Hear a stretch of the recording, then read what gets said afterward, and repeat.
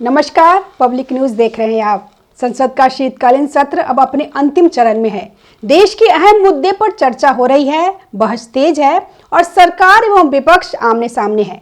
ऐसे समय में कांग्रेस नेता राहुल गांधी का विदेश रवाना होना एक बार फिर सियासी विवाद का कारण बन गया है।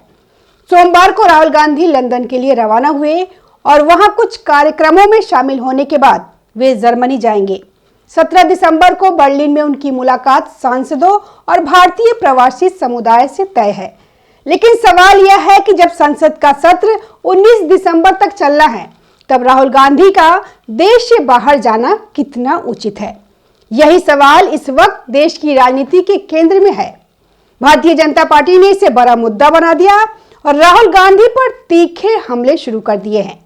बीजेपी नेताओं ने उन्हें विदेश नायक और पर्यटन नेता जैसे तंज भरे नामों से घेरा है। उनका कहना है कि जब देश को विपक्ष के मजबूत नेता की जरूरत है, तब राहुल गांधी विदेश यात्रा पर निकल जाते हैं। बीजेपी का आरोप है कि यह पहली बार नहीं है। हर बार संसद सत्र के दौरान या किसी अहम राजनीतिक मौके पर राहुल गांधी विदेश चले जाते हैं और बाद में यह कहकर सफाई दी जाती है कि वहां उनकी पहले से तय बैठकें थी। लेकिन सवाल यह उठता है कि क्या देश की संसद से ज्यादा जरूरी विदेश की बैठकें हैं? विदेश जाने से पहले राहुल गांधी ने यह दिखाने की कोशिश की कि वे पार्टी और संसद दोनों में एक्टिव है। इसके लिए उन्होंने संसद में अपने सांसदों की एक बैठक बुलाई। लेकिन इस बैठक को लेकर भी कांग्रेस के भीतर और बाहर सवाल उठे। कहा गया कि राहुल गांधी खुद 15 तारीख के बाद देश में नहीं रहेंगे, जबकि संसद 19 दिसंबर तक चलनी है। ऐसे में सांसदों को यह ज्ञान देना कि उन्हें सदन में क्या करना है, कई लोगों को अटपटा लगा। इस बैठक से कांग्रेस की छवि मजबूत होने की बजाय उल्टा नुकसान होता दिखा। बैठक में कई वरिष्ठ नेता मौजूद नहीं थे। सबसे ज्यादा चर्चा इस बात की रही कि शशि थरूर बैठक में नहीं आए। बाद में पता चला कि वे कोलकाता में प्रधानमंत्री नरेंद्र मोदी के कार्यक्रम में शामिल थे। इसके अलावा मनीष तिवारी भी बैठक से गायब थे।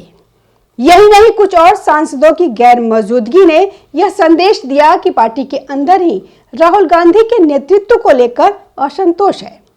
बैठक की तस्वीरें सोशल मीडिया पर जारी की गई ताकि यह संदेश दिया जा सके कि राहुल गांधी पार्टी का नेतृत्व कर रहे हैं।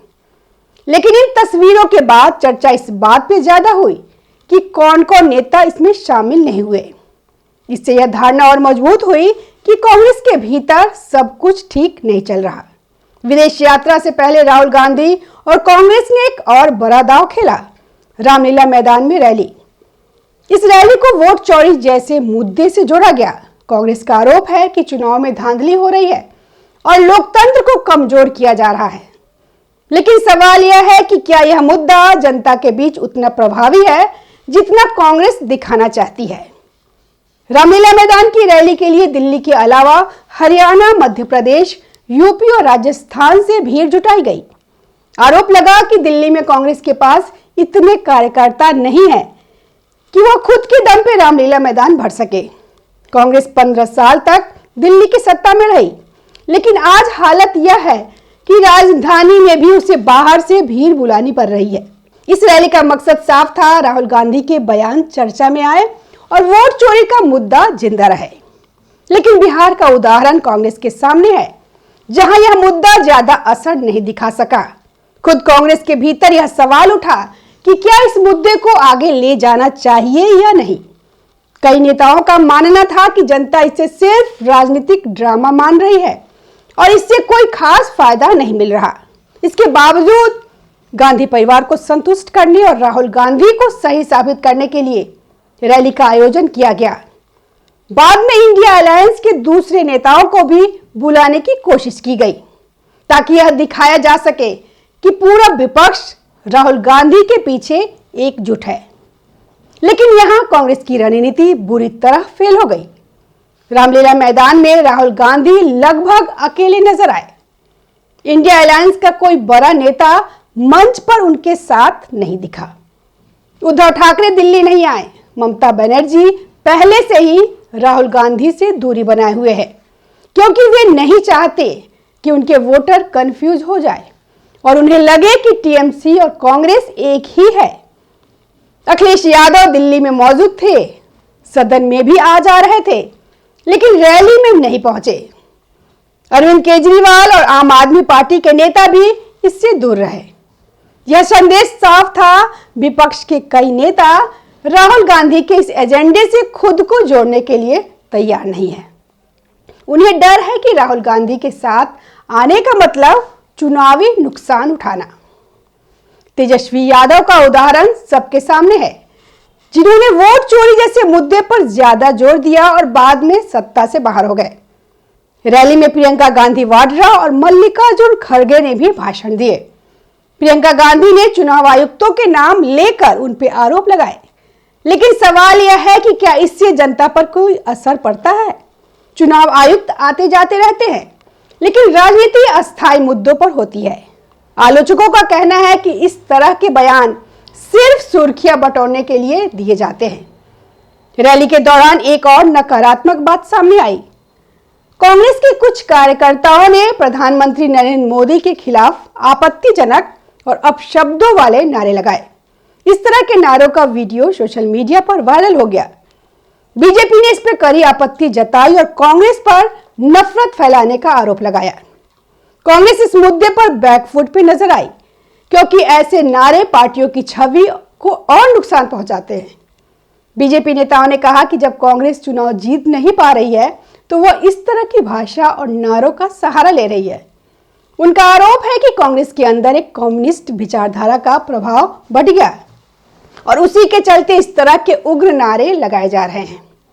गृह मंत्री अमित शाह पहले भी कह चुके हैं कि कांग्रेस पूरी तरह कम्युनिस्टों से घिर चुकी है। संसद के भीतर भी राहुल गांधी की रणनीति सवालों के घेरे में रही। उन्होंने कुछ मुद्दे पर प्रेस कॉन्फ्रेंस की, लेकिन उन्हें इंडिया अलायंस के अन्य दलों का समर्थन नहीं मिला। चाहे एसआईआर का मुद्दा हो या अन्य विवाद, कांग्रेस इन मुद्दों पर अकेली नजर आई। दूसरी पार्टियों ने साफ तौर पर दूरी बना ली। इसका असर यह हुआ कि संसद के भीतर कांग्रेस अलग थलग पड़ गई। कुछ मामलों में टीएमसी ने समर्थन दिया, लेकिन कुल मिलाकर कांग्रेस वह एकजुट विपक्ष नहीं मिल सका जिसकी उसे उम्मीद थी। इससे पार्टी के भीतर यह भावना और गहरी हो गई कि राहुल गांधी के नेतृत्व में कांग्रेस न तो चुनाव जीत पा रही है और न ही विपक्ष को एकजुट कर पा रही है। कांग्रेस के भीतर नेतृत्व परिवर्तन की मांग भी फिर से उठने लगी है। खबरें हैं कि सोनिया गांधी को इस संबंध में चिट्ठियां मिली। कुछ नेता खुले तौर पे नहीं, लेकिन अंदर खाने राहुल गांधी की क्षमता पर सवाल उठा रहे हैं। केरल जैसे राज्य में जहां कांग्रेस को बेहतर प्रदर्शन करना चाहिए था, वहां भी पार्टी को झटका लगा। तिरुवनंतपुरम में बीजेपी की जीत ने कई सवाल खड़े कर दिए। ऐसे में राहुल गांधी की बार बार की विदेश यात्राएं भी विवाद का विषय बन रही है। खुद विपक्ष के कुछ नेताओं और कांग्रेस के भीतर के लोगों ने कहा कि राहुल गांधी को संसद सत्र खत्म होने के बाद विदेश जाना चाहिए था, लेकिन आलोचकों का कहना है कि राहुल गांधी के लिए राजनीति से ज्यादा उनकी निजी व्यस्तताएं अहम होती है। अक्सर विदेश यात्राओं के दौरान उनकी डिनर और निजी मुलाकातों की तस्वीरें सामने आती है, जो विवाद को और बढ़ा देती है। कुल मिला के तस्वीर यह है कि राहुल गांधी इस वक्त चारों ओर से घिरे हुए नजर आ रहे हैं। न तो पार्टी के भीतर उन्हें सर्वसम्मत नेता माना जा रहा है, न ही विपक्ष के दूसरे दल उनके साथ खड़े दिख रहे हैं। संसद के भीतर और बाहर उनकी रणनीतियां अपेक्षित असर नहीं दिखा पा रही है। रामलीला मैदान की रैली हो या संसद के भीतर की बैठक, हर जगह राहुल गांधी की कोशिशें आधी अधूरी और असफल नजर आई। बीजेपी को उन पर हमला करने का एक और मौका मिल गया है, जबकि कांग्रेस को आत्ममंथन की जरूरत महसूस हो रही है। सवाल यही है कि क्या कांग्रेस इस स्थिति से सबक लेगी या फिर वही पुरानी रणनीतियों पे चलती रहेगी।